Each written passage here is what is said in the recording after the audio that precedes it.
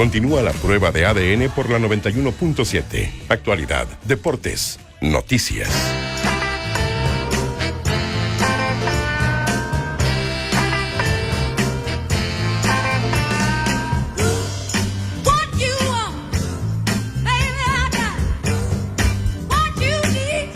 Bueno, hablamos gran parte de la semana de Aretha Franklin, su deceso, 76 años.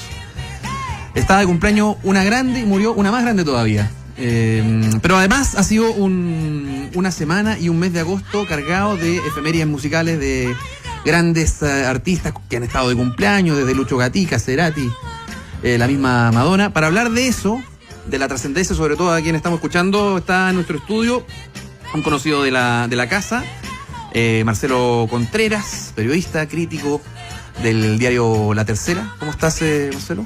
Bien, muy bien. ¿Qué tal? Bien, súper ¿Bien? bien. Gracias por la invitación. Harto tema que conversar hoy día. Oye, no se les olvide Elvis Presley. No, sí, pero pues por no, si lo dijimos en su momento. El Tenemos rey. lo de Aretha. La coincidencia absoluta, 16 de agosto. Claro, de la muerte el mismo día y bueno, a la vez en la celebración del cumpleaños número 60 de Madonna. Pero partamos por Aretha porque su figura ha dejado una marca impresionante en la música, ¿no? Y hemos visto a grandes como Paul McCartney, Elton John, Beyoncé, todos reaccionando ante su deceso por lo que ha significado más allá de la música, sino que como en la historia. Como defensora de derechos civiles, una figura que fue súper potente, ¿no, Marcelo? Sí es potente, pero para mí por otras razones, porque claro, ahora se murió y todos la encuentran increíble, claro. Era excelente, aquí en Chile todos la escuchaban, y eso no fue así, hay que decirlo de verdad. En los años 60 tuvo un par de temas que por supuesto pegaron, Respect, Chain of Fools también sonó y probablemente Sync. La historia de Respect, además, claro, es bien particular por lo de Otis Redding, el cambio de letra. Una canción que está reinterpretada a fin de cuentas y es una de las gracias ahí de Aretha. Pero en realidad ella es como todas estas grandes figuras del pop y de la música, es súper contradictoria. Entonces, por un lado tienes esta suerte de mensajería, esta vocera que se transforma reclamando temas de género, de frentón en las canciones. Ella interpelaba a los hombres directamente. Totalmente. Por otro lado, ella maltrataba a los hombres también. Ella tuvo una vida romántica súper agitada. A los 14 años ya había sido madre de dos niños y de padres distintos. Entonces era una mujer que venía de un mundo también con una carga sexual súper fuerte. Su papá, que era un conocido pastor, hacía partuzas en la iglesia, contado esto por Ray Charles, por cierto, no son inventos. No son inventos. A su vez muy cercano este pastor de Martin Luther King. Entonces ella crece en un ambiente, por un lado, libertino, cargado siempre a la música desde chica. Ella cantaba obligada en la iglesia, no era algo que instintivamente ella quisiera hacer. Pero mira, yo no desconocía esto del lado libertino que existía en un contexto de iglesia, de misas, de gospel. Absolutamente, pero es que hay que fijarse cómo son los eventos, por ejemplo la música gospel, cómo son las liturgias ahí. Son una celebración, es una fiesta. Claro, y son súper intensas, y la gente va entrando en un trance, y de ahí es bien interesante esto porque todas las figuras de la música popular súper importantes del siglo XX de Estados Unidos, de la medianía del siglo XX, es gente que se crió en ese ambiente y aplicó ese juego de escenario de parte de los pastores en la música. Elvis Presley es un ejemplo clásico también. Y lo mismo hizo Aretha. Tienen esa intensidad. James Brown también. Son gente que se educó y sacó de ahí la performance. Sí, mira, la otra vez, no me acuerdo qué artista era, pero definía muy bien el nacimiento del soul. Dice, mira, ustedes cambien a todas las letras de gospel, cámbienle My Lord por My Love, y es soul. Y listo. Exactamente, claro. Claro. Entonces está todo esto bien mezclado, a fin de cuentas. Están todos estos territorios que se invaden unos con otros. Aretha, por un lado, representa a la mujer que es engañada, porque ella, el primer marido con el que se casa, era un pastel, pues sí, era un pimp, un chulo, un proxeneta. Ya. Entonces ella sufría harto con ese marido. Y después se separa, se casa con un actor, entre medio se inventaba romances, tenía una afición por inventarse una vida bien fantástica, contarle a todo el mundo que su marido era increíble, y en realidad pasaba hartas pellejerías ella también. Fue una mujer que tuvo problemas con el alcohol, problemas de peso, que no le gustaba volar. Entonces por eso que, por un lado, cuando la gente se muere... ¿Cómo habrá sido si no hubiera tenido ningún problema? Imagínate, entonces claro, por eso te digo, a lo que voy, cuando se mueren estas figuras, por supuesto que viene esta reacción de los fanáticos y de la prensa y de la idolatría, pero siempre los personajes, sobre todo a esta escala, porque ellas son humanos, en definitiva. Son súper humanos y además los invade una fama muy, muy poderosa. Pero me parece, Marcelo, que eso los hace todavía más finalmente más profundos, porque el mismo Obama recuerda y dice que Aretha recuerda la historia con sus lados oscuros y luminosos. Esa es la gracia, porque te conectan. Y esa es la gracia, yo creo que tenía Aretha Franklin, que conectaba directamente con esas emociones. Además, sabía de lo que hablaba en el fondo. Sabía de lo que hablaba. De lo que cantaba. Y además la voz que tenía. Si su voz es absolutamente extraordinaria. Y ella es súper influyente porque, a fin de cuentas, yo creo que una buena parte del pop que hoy día escuchamos femenino, que está súper arraigado en el R&B, viene de esa escuela. Ahora, yo creo que falta un poquito más de nervio de parte de las intérpretes más jóvenes, pero el caudal... O más de vivencia, que lleven a ese espíritu. Realmente los artistas martirizados generalmente cunden más. Claro, pero imagínate, claro, la vivencia que tenía hoy en día no se podría, porque a los 14 años madre de 2 niños es irrepetible hoy en día. Pero en definitiva es una gran figura. Insisto, de todas maneras también hay que acotar. Discográficamente muy interesante en los años 60, por supuesto, un periodo de peak, pero después va decayendo. Se quedó pegadita con la música de disco largo tiempo en los años 70, después tuvo un resurgir, pero su mejor periodo son los primeros años. Eso te iba a preguntar para quienes quizás no conocían efectivamente la historia musical, porque tú dices ahora todos son fanáticos. Bueno, el que quiera realmente saber quién fue Aretha Franklin, ¿qué es lo más recomendable? ¿Por dónde partir? Yo creo que hay que irse como por años. Yo creo que hay que anclarse entre el 67 y el 70 probablemente, que es un periodo muy corto, pero que ella se convierte en un clásico absoluto. ¿Sí? Es un salto que sea muy grande, porque el primer tiempo de contrato discográfico que ella tuvo, entre los 18 y los 25, estuvo dedicada a desarrollar más como una artista de jazz. Se le quería dar por ese lado. Y después tiene un cambio de ahí de sello, la toma otro productor, y ese es el productor que le dice, no, tú tienes que, porque era virtuosa del piano, súper bueno tocar el piano.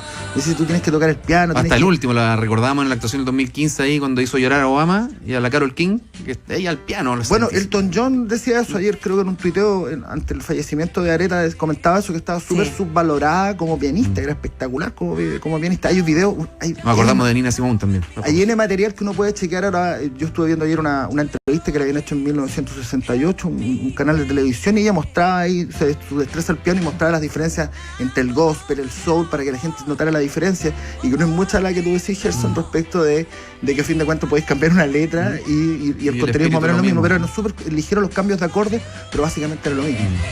Mira, aquí tenemos un ejemplo, por ejemplo.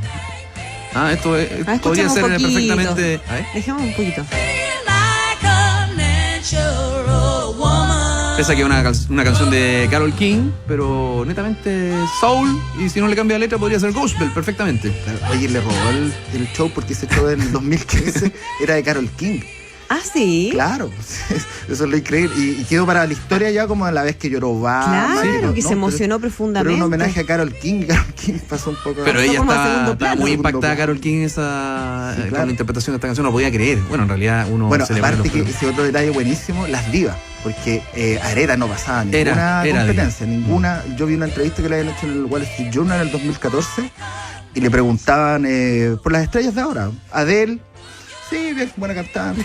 Después le preguntaban por Nicki Minaj, se quedaba callada, le ataba las cejas y decía, no voy a pasar. Claro, pasa. Taylor Swift, bonitos vestidos. No, si no le gustaban. Y Beyoncé no... No, fíjate que curiosamente el periodista no le preguntó, siendo que el periodista era afroamericano. Que uno podría decir no es como la continuidad o algo más actual. No, hablaron de otras figuras que son más secundarias del pop, pero como te digo, claro, Taylor Swift, bonitos vestidos. Oye, Paco, bueno, además empezó opacando a su familia, porque tenía una hermana que cantaba espectacular, que era Irma Franklin, que era la autora de Piece of My Heart, que después hizo famosa la Janis Joplin. Mira, el hermano también cantaba súper bien. También, si eran, en la familia eran todos músicos. Son como familias, ¿no? Completas, con talento. Sí, absolutamente. Siempre, bueno, insisto ahí, toda esta escuela de la iglesia, el papá también cantaba, el papá había grabado discos como predicador, así que no, venía de un ambiente, iba a ser artista, sí. Oye, empezamos hablando del lado oscuro de Aretha Franklin, como le dicen los gringos. Y eso que todavía no entramos a hablar de Madonna. Por lado oscuro. Por lado oscuro y transgresorio, ¿no? Sí, 60 años, como Tuna, para no decir como quiere. La reina del pop. God save the Queen, decía Andrea ese día. Totalmente, ¿cierto? La reina del pop, sí, absolutamente. De reina en reina. ¿Inigualable? Yo creo que sí, no veo un parangón, por supuesto, que siempre está harta gente y te dice, no, Cher, por ejemplo, no tengo una figura parecida, no, para nada. Es que además lo de Madonna no va necesariamente por su capacidad vocal, sino va más por precisamente por cómo es.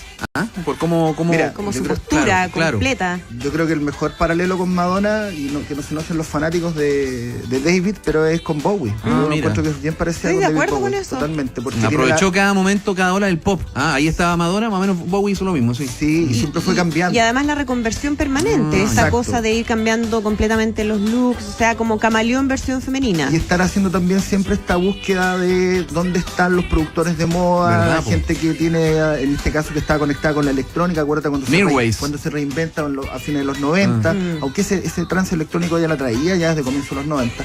Pero como sea, Ray of Light es un momento que también cambia, es un cambio importante. Google Muy buen Bordelo. disco ese. Entonces tiene cambios, pero primero que los grandes artistas tienen esto, las que son leyendas tienen fases, o sea, tú puedes agrupar por periodos o por discos, y en ese sentido Madonna tiene varias fases súper distintas y son todas interesantes, siempre muy ligadas al cambio de look, esta cosa también de la espectacularidad de las giras. Ella no ha hecho muchas giras, fíjate, uno piensa que Madonna ha estado, no sé, 30 años de gira. No son tantas las giras, los Pet Shop Boys son iguales, no hacen muchas giras. Pero bueno, en el caso de ella también porque son súper costosas, porque ustedes fueron cuando tocó en el Sí. Nacional. Cada canción es un videoclip, a fin de cuentas, que está montado en tiempo real, entonces Aunque es su bien última complejo. presentación acá estuvo Malita. malita y nos dejó con un sabor medio amargo. Súper Que además amargo. llovió y como que el escenario algo pasó, no estaba... Sí, pero esa chica del escenario bueno. está mojado, no. No puede ser, ¿no? Total chiva esa. No, acuérdate que acortó el setlist, salió con mucho retraso. Sí, uno quedó con un gusto Fue ahí un lamentable, poquito decepcionante sí. para Pero- lo que había visto en el primer espectáculo de ella acá en Chile. Pero de todas maneras tiene esta cosa Madonna que maneja muy bien, esta cosa como rupturista, sin serlo a fondo, a fin de cuentas. Probablemente yo creo que en los 80 fue bastante rupturista, súper rupturista, pero y en los 90 cuando hace toda esta etapa de sex, estas fotos, ese libro, que era maravilloso. ¿De la foto? Erótica. Sí, bueno, Increíble. buenísimo el libro. Pero tiene esta cosa de base como multimedia. Pues, no solamente se está preocupando de cómo son los discos y las canciones, que incluso yo creo que en algún momento pasan a segundo plano, sino que además está preocupada de cómo es la puesta en performance, escena. la puesta en escena, los diseñadores con los que trabaja, este traje maravilloso con Jean Paul Gaultier, ¿no? Sí. Súper bueno. Mira, No, que interesante son punto de vista que nos trae acá inolvidables. Marcelo Contreras. ¿Con qué seguimos, Marcelo? Tú Elvis. nombraste a Elvis. El rey, sí, estoy pegado esta semana con él. ¿Por qué? Cuéntanos un poco más. 41 A mí años mira, me ya. sorprendió Marcelo con el tema de la comparación Bowie y Madonna. Sí, Totalmente me- de acuerdo, la asumo. Sí, la asumo. y somos humildemente seguidores de Bowie. Sí. Mira, Estamos de yo acuerdo. estoy, de hecho, acabo de terminar de escribir una columna que espero publicar este fin de semana en La Tercera, que se llama La desaparición de Elvis Presley. Yo tengo mucha pena porque crecí con Elvis Presley toda la vida en mi casa. De hecho, cuando murió Elvis Presley, yo corrí, creo que es la primera noticia que yo conté, corrí a la casa de mi abuela, donde estaba mi mamá, estaba planchando, y yo le conté que había escuchado en la tele que había muerto Elvis Presley. O sea, tu primera experiencia periodística fue esa, Totalmente, familiar. estoy seguro. No Sí, te puedo hice creer. este recuerdo esta semana y estoy seguro que Extra. es el primer momento que yo doy una noticia y como... ¿Impactado? presagiando- Sí, ¿por qué? Porque también, porque en mi casa se escuchaba Elvis Presley desde siempre. Yo tenía, en mi casa son melómanos, y escuchábamos Elvis Presley, ese estúpido parejo. Entonces, Era como parte de la familia, ¿no? Claro, dentro de otras figuras del rock and roll, se escuchaba mucho rock and roll en mi casa, pero Elvis Presley era el rey. Y en todos lados era el rey para mí, yo lo sabía eso, de niño lo sabía. Entonces, el año pasado, cuando se cumplieron los 40 años de la muerte de Elvis Presley, me di cuenta que la reacción mediática internacional era súper escasa, no hubo muchas notas, no se conmemoró con lo que uno podría esperar con esta figura que para mí desde niño significaba alguien inmortal. Y yo creo que eso ha pasado porque su legado ha sido muy maltratado. Creo que, fíjate que con la excepción de un documental que ahora está disponible en HBO, pero hay que pagar, que se llama The Searcher, no hay un gran trabajo audiovisual en torno a Elvis Presley. Yo creo que no se ha hecho una buena curatoria, por ejemplo, de sus discos tampoco. Será algo rato se están lanzando los discos, pero tú no sabes ya de qué sale, Claro. porque él grabó mucho material también. Entonces, por ejemplo, si tú lo comparas con los Beatles, que para mí siempre era como la comparativa que tenía cuando era niño y adolescente, lo de los Beatles es totalmente distinto. O sea, yo estoy seguro que la reina de Inglaterra es parte de las decisiones que con lo que se hace Catalogado, con los todo Beatles. pensado. Claro, hasta el último Claro, detalle. en Programado. cambio aquí no, si tú buscas, por ejemplo, material audiovisual de Elvis Presley en los 50 prácticamente no hay, que es su periodo de peak. Cuesta mucho rastrear ese tipo de material. ¿Qué le queda al que unos dirían el verdadero rey, que era Jerry Lee Lewis? Nada. Nada. Entonces, ¿qué está sucediendo? La gente joven ya no sabe quién es Elvis Presley. La gente joven probablemente sí sabe quiénes son los Beatles o eventualmente Led Zeppelin, por hablar de clásicos.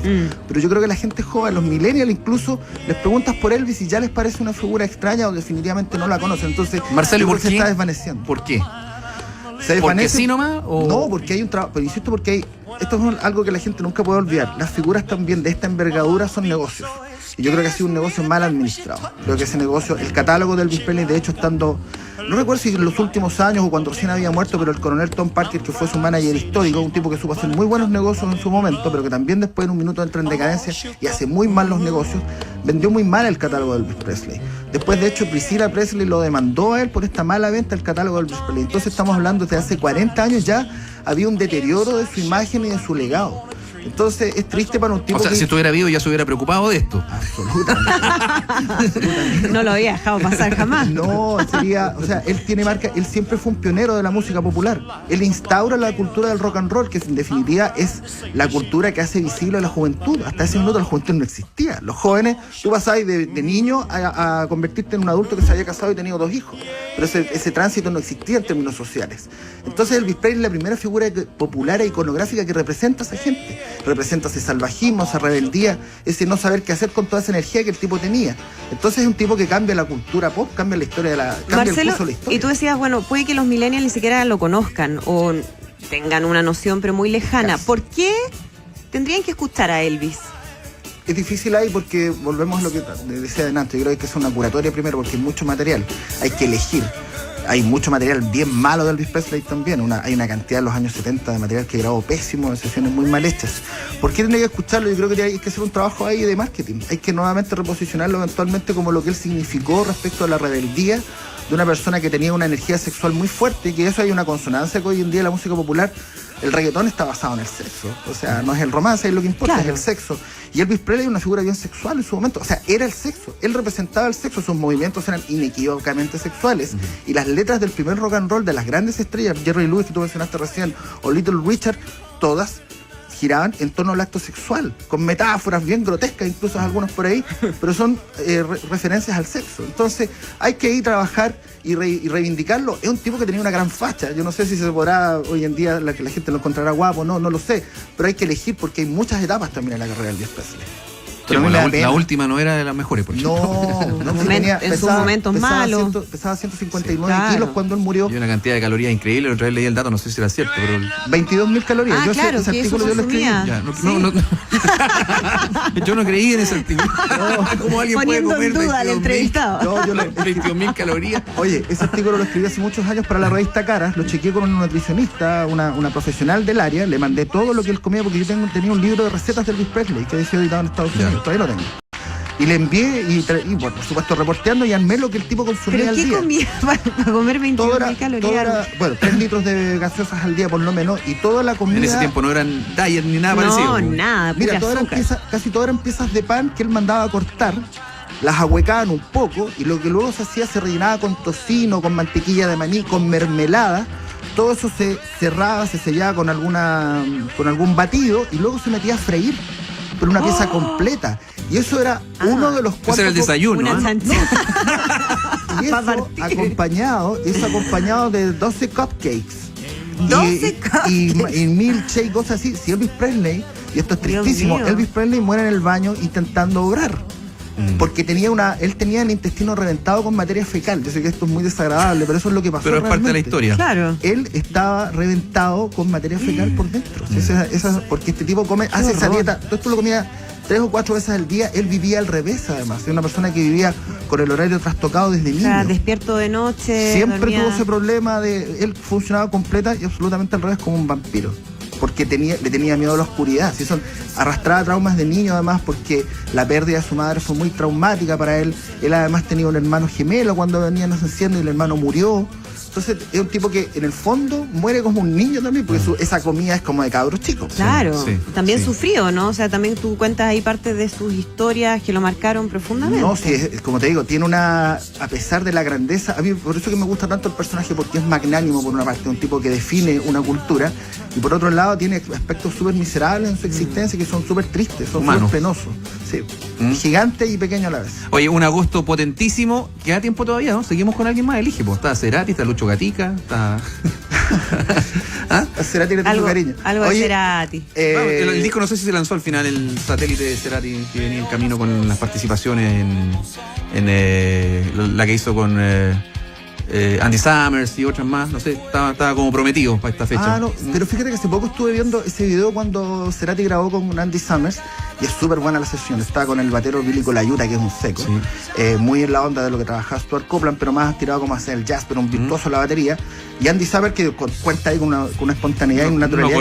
No conocía mucho claro, Cerati, obviamente tuvieron que ponerle el día, pero hubo una química y se ve trabajando ahí Cerati entendiéndose con Andy Summers. Además que la versión es totalmente en otro tono, mucho más baja que la original. La reinterpretan súper bien, es bien interesante porque además yo siempre he encontrado que el ejercicio del cover es re complejo porque competir con una canción original que tiene éxito o que tiene reconocimiento, por algo se elige para hacer el cover, o que tiene alguna característica que la haga distinguible. Entonces ahí Cerati demostrando mucha cualidad, mucho talento y le da esa lectura nueva. Sí, pocas veces se logra. Sí. Marcelo Contreras, estaríamos acá toda la tarde hablando de música, pero sabemos que tienes compromiso. Sí, así que muchas gracias por estar acá. Gracias, así, Marcelo. porque abre los ojos. Sí. Vamos escribiendo nomás. Ya. Gracias, Marcelo. Ya digo, cuídense. Esperamos. Chao. Mira el reloj, se derritió. La prueba de ADN 91.7. Actualidad, deportes, noticias.